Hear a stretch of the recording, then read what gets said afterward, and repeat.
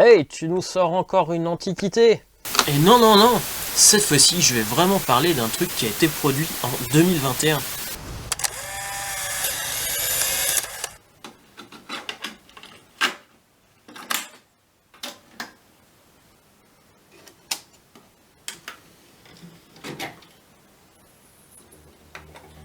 Eh bien oui, en 2021, on produit toujours des platines de cassette audio.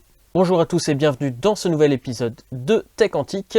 Tech Antique où l'on parle de technologie antique et atypique. Et pour aujourd'hui, eh bien, je vais vous parler de la TIAC W1200 qui est la dernière platine cassette en hi-fi toujours produite de nos jours avec sa passeur jumeau, la Tascam 202 Mark VII qui est exactement la même mais en série Pro, a un petit bouton en plus sur le devant, mais sinon c'est exactement la même. Mal aimé sur le forum. De mon côté, j'aime bien me faire mon opinion par moi-même. Et ici donc pour les 1000 abonnés, vous l'avez sûrement vu dans le déballage. Si vous voulez voir le déballage, vous pouvez aller voir le vlog des 1000 abonnés qui a été publié sur cette chaîne-là en août. Je me suis payé cette platine cassette, donc première platine cassette neuve depuis des années. C'est même pour moi ma première platine cassette neuve. Et j'ai voulu voir ce qu'elle avait dans le ventre, puisque j'en ai entendu un peu de tout, du bien comme du mauvais, surtout du mauvais.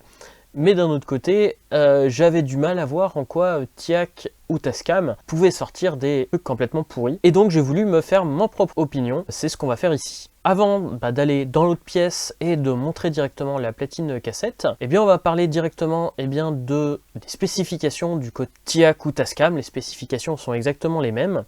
Vendu à un tarif prix public de 479 €, c'est quand même assez cher, même si on la trouve assez souvent à des tarifs plutôt dans les 350 € en open box entre guillemets. Je sais pas trop ce que ça signifie puisque la plupart du temps elles sont neuves. Donc au niveau des détails, ce que nous propose ici TIAC, c'est une platine qui fait tout, faite pour enregistrer, pour numériser des bandes, mais aussi pour faire du karaoké, pour utiliser en lecture dans les lieux publics, etc. Pour l'archivage. Donc elle me permet d'enregistrer sur 2 cassettes en même temps, si vous voulez faire vos masters en cassette. Permet de numériser en qualité CD, voire un petit peu au-dessus, en 48 kHz, 16 bits. On peut descendre bien sûr. Alors les spécifications nous donnent toutes ces informations là, avec nous dit par exemple qu'il y a 2 mécanismes complètement indépendants, mécanisme de soft touch.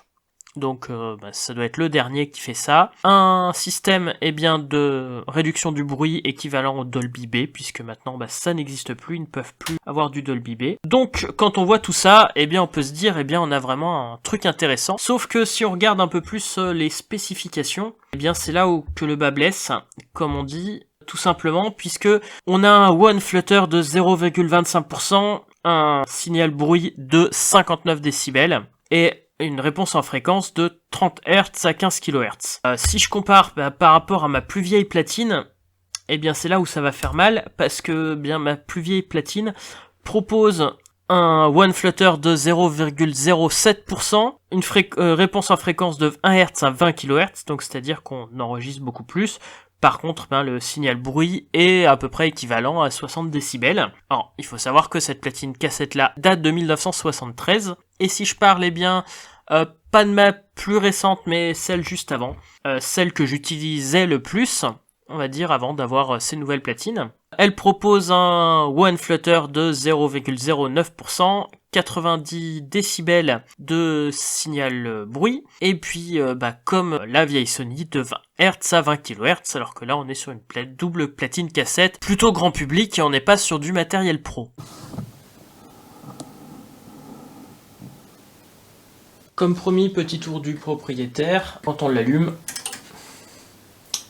on a le petit W1200 qui s'affiche. En fait, il doit booter. On est sur quelque chose qui a pas mal d'électronique, donc un peu plus lent à démarrer que les lecteurs qui peuvent être en dessous, comme surtout le Nakamichi. Les boutons classiques, play, avance rapide, etc.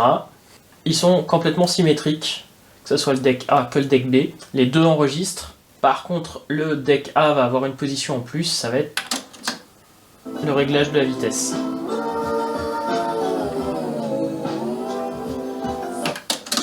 Il a une entrée micro, comme ce qu'on trouve sur les anciennes platines. donc avec niveau réglable.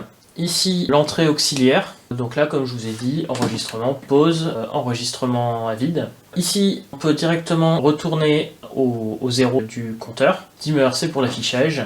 Ici, on peut répéter une chanson jusqu'à 20 fois. Ici, pareil, rec, on va démarrer les deux enregistrements en même temps. Dub, ça veut dire qu'on va enregistrer une cassette sur l'autre. Et donc, retourne tout zéro de l'autre. Donc, comme je vous ai dit, les contrôles sont symétriques.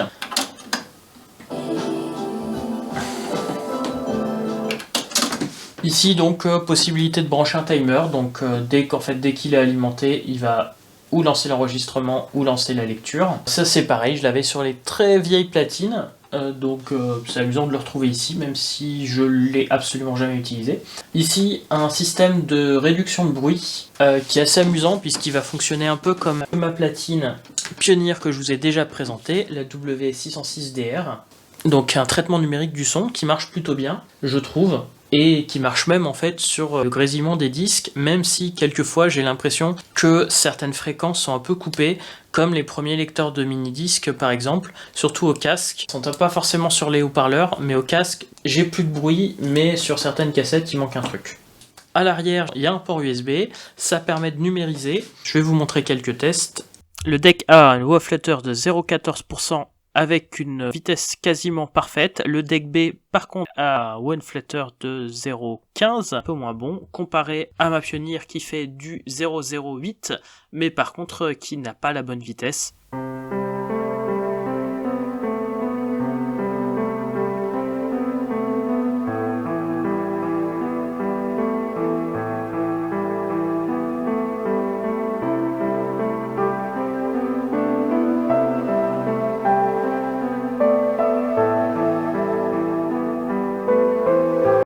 Qu'est-ce que j'en pense finalement au bout de 3 mois d'utilisation? Comme je le disais en introduction, eh bien je le regrette pas du tout, c'est un lecteur qui fonctionne toujours bien. Alors vous allez me dire, oui mais il y a eu mieux dans le vintage. Oui en effet il y a eu mieux. Ça d'occasion il m'a coûté 700 € et c'est le seul qui fait vraiment mieux de toutes mes platines qui a été restaurée. Donc en effet c'est une platine 3 têtes etc. Toutes les autres m'ont coûté moins cher que celle-là, mais coûter moins cher, ça veut dire que j'ai eu de la rénovation à faire. Je sais pas si on la voit, la Aiwa qui est en dessous, j'avais quelques soudures sèches. La Nakamichi, pareil, il y a eu des choses à changer dessus. Donc à chaque fois, il faut calculer le temps de réparation, etc. Donc ouais, c'est une platine de tête, mais sa qualité d'enregistrement est très bonne. Donc pour la comparer, donc j'ai voulu comparer la vitesse de défilement, c'est celle qui est déjà la plus précise enregistré 0,01% près. Par contre au niveau donc du wah and flutter, ma Pioneer 3 têtes qui est beaucoup plus chère fait en effet beaucoup mieux, fait donc de 0,08%. Finalement celle-là donc le deck A on est aux alentours de 0,12-0,15%, donc bien mieux que ce qui était dans les spécifications. Le deck B fait un peu moins bien. En effet Westlight fait le test, il a le même souci sur lui et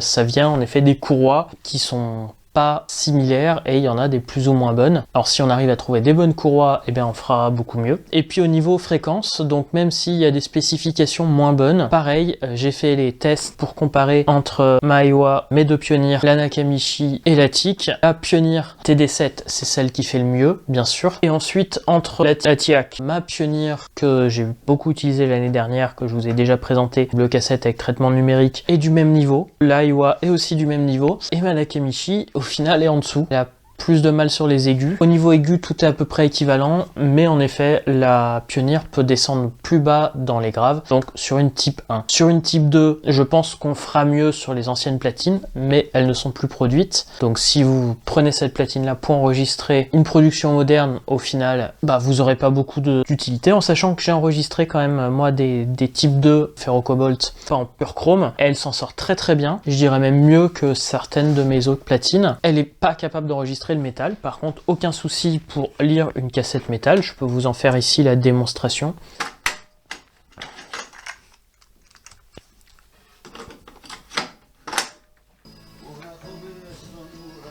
Avec un son très bon, donc aucun souci avec les têtes de lecture pour lire une cassette métal.